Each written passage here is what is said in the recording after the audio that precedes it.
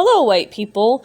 I started out today with a question in my head. Why is it that there is a shortage of workers? I don't know where you guys are living, but where I am at, there is a lot of help wanted signs. And it's not just one industry that needs labor. It's a lot of different industries with a lot of different skill levels needed. Basic entry-level jobs, they're desperate for help, like fast food places, and everything in between to high-skilled workers. So why do we have a shortage of people?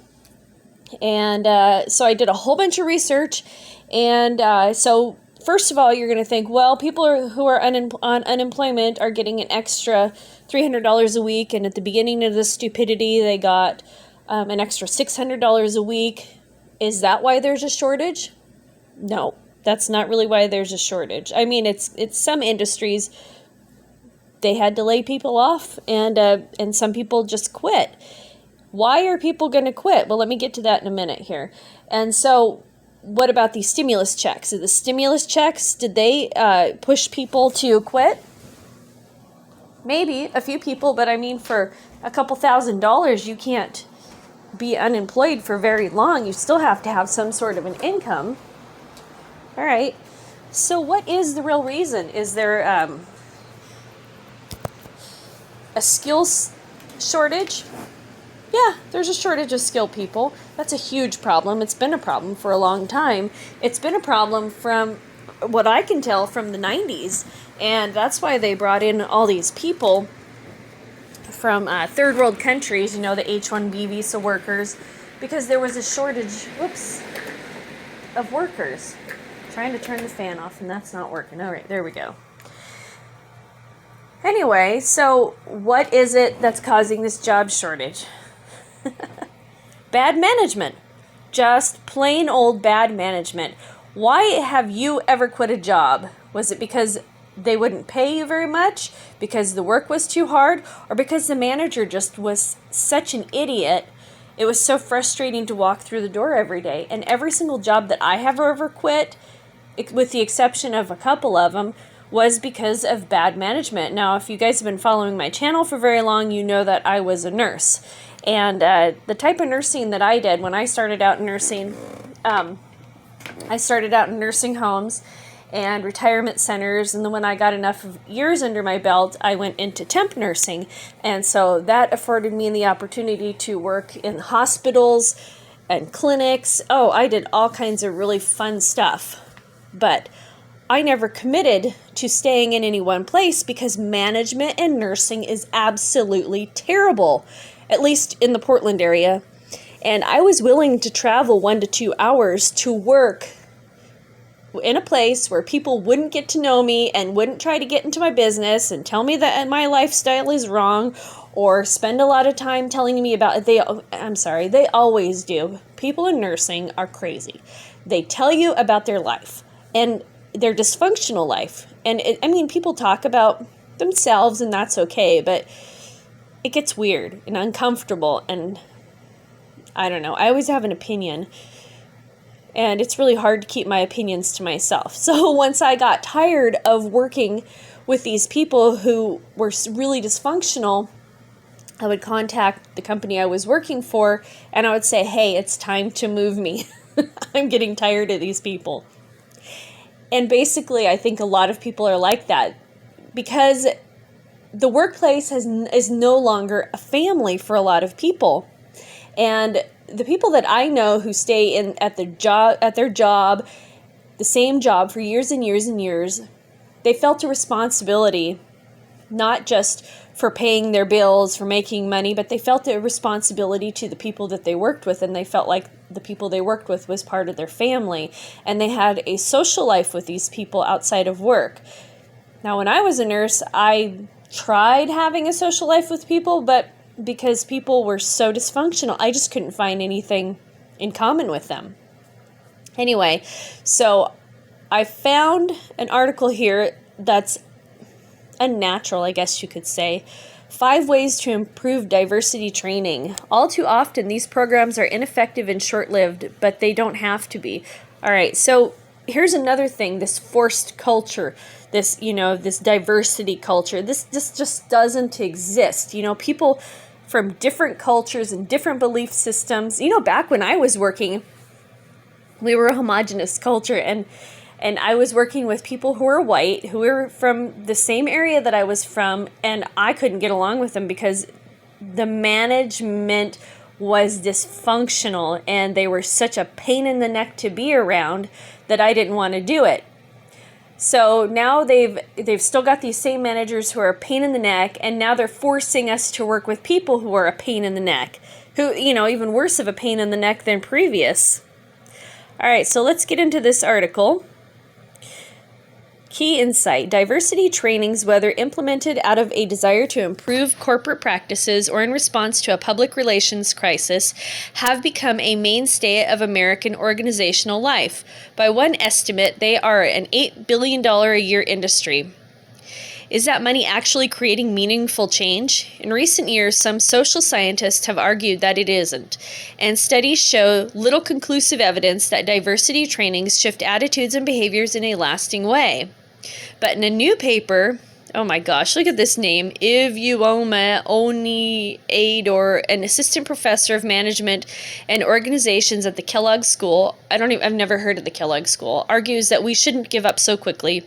She and her co-authors, Evelyn R. Carter of Paradigm Strategy, Inc., and Neil A. Lewis, Jr. of Cornell University, reviewed the existing research on diversity trainings and used the data to make evidence-based recommendations on how to improve them. Diversity trainings aren't going anywhere. I think that they will continue to be part of the toolkit that organizations use to manage their climate, Oni-Ador says. She and her co-authors wanted to offer some guidance about how those trainings can be as effective as possible so that people who are implementing them have a realistic sense of what they can do. So based on this name alone, I can tell you that this person is absolutely incompetent. Here, Oni-Ador offers 5 recommendations for building a better diversity training program. Be realistic about what training can change and what it can't. All right? Too often, organizations roll out diversity training with aims like improve our culture and our company or shift our culture, aspirations so lofty they can't possibly be addressed through training alone. Truly changing an organization's culture to make it more diverse and inclusive takes years, not hours, and it requires tools beyond training sessions. There needs to be a multi-pronged approach to improving diversity and inclusion, Oni-Ador said. See, this is somebody who's an affirmative actioner. With that name, they're not an American. They're just a transplant in here. Training, she and her co-authors found, is much more likely to be successful when it's paired with other offerings, such as systems that hold workers and leaders accountable for reducing bias. Okay, bias is innate. I'm going to be biased. You know what? I do not like undercooked broccoli.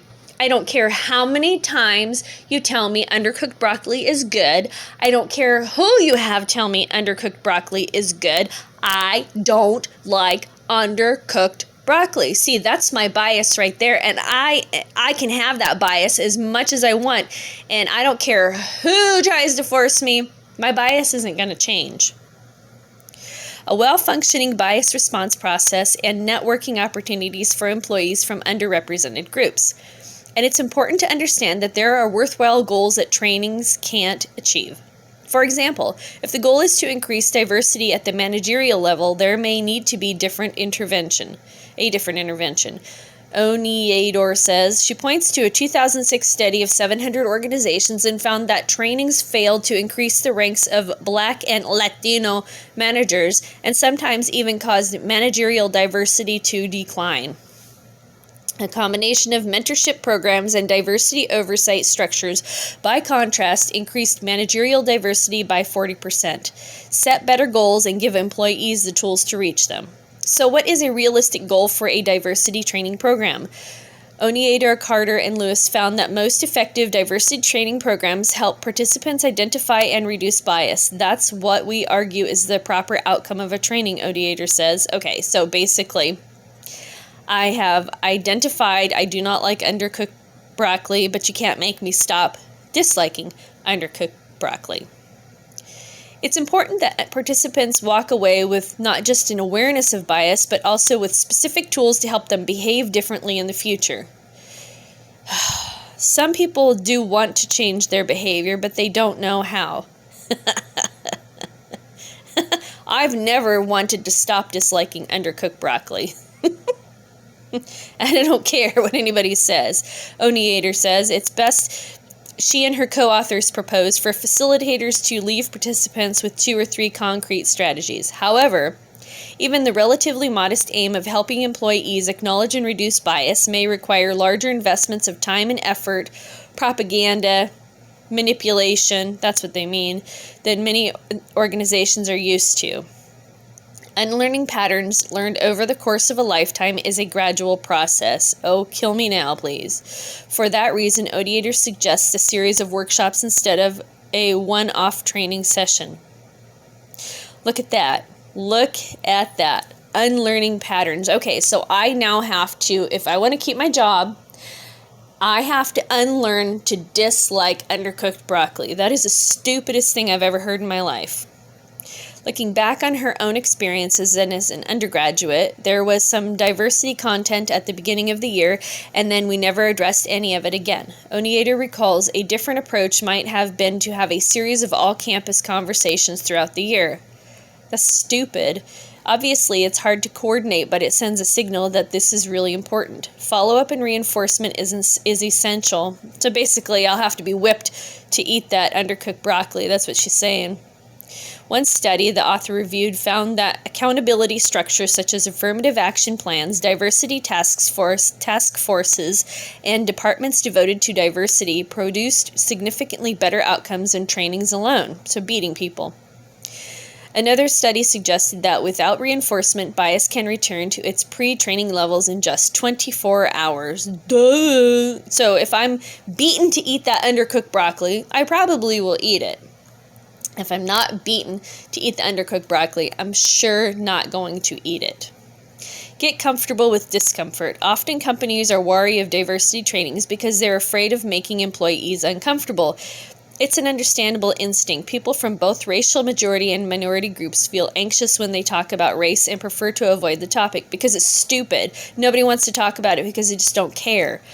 Discussions of racism can also bring defensive reactions among members of racial majority groups. Yeah, because it's stupid and nobody cares. People go to work to work.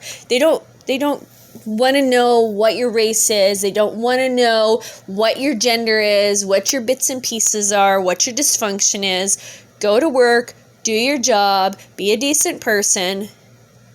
That's basically the requirements of it. But, these troublemakers, they always want to make, some sort of an issue. It's like you already have enough issues working with people. These kinds of anxieties have led many organizations to embrace training centered around the idea of implicit bias, the idea that unconscious attitudes and stereotypes shape our behavior. One of the reasons people use the implicit bias framing is that it makes participants, white participants in particular, less defensive. Oh, now they're talking about white people. It's really important that the training not assume that everyone in the audience is a potential perpetrator of prejudice, but acknowledge that some people are targets. Taking time to acknowledge what it's like to be on the receiving end of prejudice and calling attention to resources for reporting mistreatment may actually benefit majority group members, she points out. Hearing what it's like to be a victim can increase empathy and help with perspective talking. When you hear about people who are phony victims, you have no empathy for them. We don't care.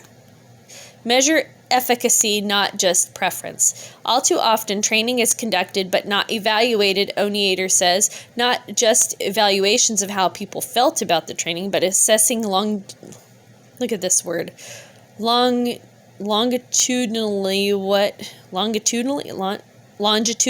maybe that's a big word. That's even too big for me. What you were hoping that the training would change and do. Failure to measure can doom well-intentioned efforts. Without evidence for the value of training, leaders may not be persuaded to continue paying for it. That's why setting the right goals at the outset is so important. If you know what you wanted employees to do differently, you can figure out whether or not they actually did it. For example, Oneater and her co-authors highlight the Ohio State College of Medicine's efforts to increase the diversity of their incoming class. After a training aimed at helping admissions counselors identify how bias might be influencing their admittance decisions. Oh, dear God. The diversity of the next class rose by 26%. What's more, admissions counselors reported being more alert to bias when reading applications. Really? Do you really think that these counselors were actually biased? Or was it because of testing? When I got into nursing school, I had to take a test to get in. Nobody knew what my face looked like. Nobody knew the color of my skin. I had to pass this test. And so they're probably saying that these admittance counselors had to look and see which racial box was checked or which gender box or which, whatever box was checked and go, oh, okay, so that person doesn't have to actually pass the test. We're just going to, that all it does is it kicks these people in the face. These people, it kicks everybody in the face, but it harms people who are incompetent the most because it gives them a false sense of security. And then when they fail, then they just blame it on racism. They won't blame it on the organization allowing them to think that they were incompetent. Maybe some people are realistic, but I doubt it. Organizations should also understand that how employees felt about a training isn't always a good indicator of how much they learn. In general, employees prefer voluntary training to mandatory training, but studies show participants in voluntary programs learn less than employees in mandatory programs. Meaning, people have to be forced to do stupid stuff. In other words, participants can learn whether or not they enjoy the process. Oh boy, commit to ongoing work. It's true that there are a lot of bad diversity training programs out there, Oneater says. I've seen some cringeworthy ones, she said. Trainings that seemed poorly planned, led by facilitators who seemed unprepared to answer questions or who were not supported by leadership. So basically, they just didn't have their propaganda checklist. But the existence of so many ineffective programs doesn't mean we should give up on the idea of training altogether. In fact, it's an invitation to commit more deeply to diversity efforts. The best training programs, Oneater and her co-authors observed, were bolstered by lots of investment on the front end and inclusion in a broader diversity strategy, she says. As the authors write, it's not reasonable to expect a transformation to come from training alone. However, a well-designed training program can be a catalyst that produces ripple effects within an organization, a community, and beyond. All right, so here's my comment. I logged in. I'm Susie Q. White Girl. All attempts at forcing the unnatural fail. Group dynamics is a fixed science. There isn't enough money in the world that can convince people to tolerate the Stepford utopia for very long. Pretending skin color, gender, etc. is equivalent to competency runs off talent and puts businesses on the path of dismal collapse. The U.S. became a great country because we were allowed to self-segregate into culturally homogenous groups. Since the 1990s, the trend has been to chase after the fast, cheap, and easy house of cards at the expense of the human factor. Regardless of innovation, someone competent still has to run/program the machine. Multiculturalism has never worked as many times as it has been forced. It is time for heritage American men to find their spines and call foul. And it is time for poser Americans to be ran out of our country and sent back to the cesspools they left. All right, white people, that's it for now. Thank you so much for listening. I look forward to your thoughts below.